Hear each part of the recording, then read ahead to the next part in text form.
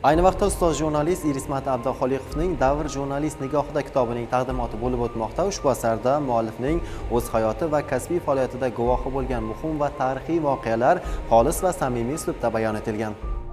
Jurnalistni mehnati nihoyatda bir mashaqqatli mehnat. Moskvada bir 10 yil ishladim.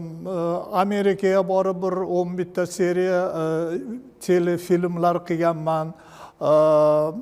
Hajga borib Makkadan, Madinadan to'g'ridan-to'g'ri radioga reportajlar qilganman. Xitoyga katta safarimizdan keyin O'zbekiston Milliy axborot agentligida bir seriyali maqolalar berganman. Men bularni mana uni qilganman, buni qilganman deyish maqsadda aytayotganim yo'q.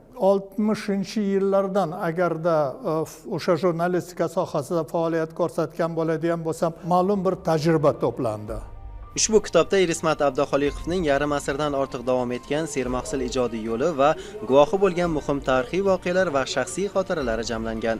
Muallifning eng qiziqarli axborotlari, reportaj va ko'rsatuvlari matni o'sha davr manzarasini kitobxon ko'z o'ngida jonlantiradi. To'plamdan O'zbekistonning chekka qishloqlaridan tortib, dunyoning Washington, Nyu-York, Moskva, Dehli, Anqara, Makka va Madina kabi yirik shaharlardan tayyorlangan noyob maqola va reportajlar o'rin olgan.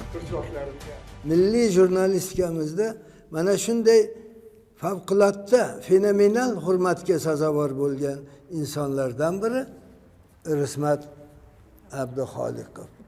Juda katta auditoriyani o'ziga qaratgan axborot dasturi bo'lardi. Vremya degan. O'zbekistondan Irismat aka muxbir edi, maxsus muxbir edi. O'zbekiston axborotlarini berib turardi. Bunda olib qaraganda 1 daqiqa, 1,5 daqiqa, uzog'i bilan 2 daqiqa davom etadigan axborotda bir dunyo ma'lumot beradi. Telefonga qarab turgan odam bir ikki og'iz gap ekan deydi. Bu informatsiyani qoidasi shunaqa. Informatsiya, axborot qisqa, lo'nda, lekin qamrovi keng bo'ladi. Ko'p ma'lumot beradi. Eshitib turgan, tomosha qilib turgan odamni fikrini o'zgartirib yuboradi. Men hozir uyda o'tiramanda shu kompyuterda bir savol paydo bo'ladi, men uni bilmayman. Tezlik bilan Wikipediyani ochaman, tezlik bilan o'sha internetdagi ma'lum saytlarga murojaat qilamanda olaman. Mana qarangda.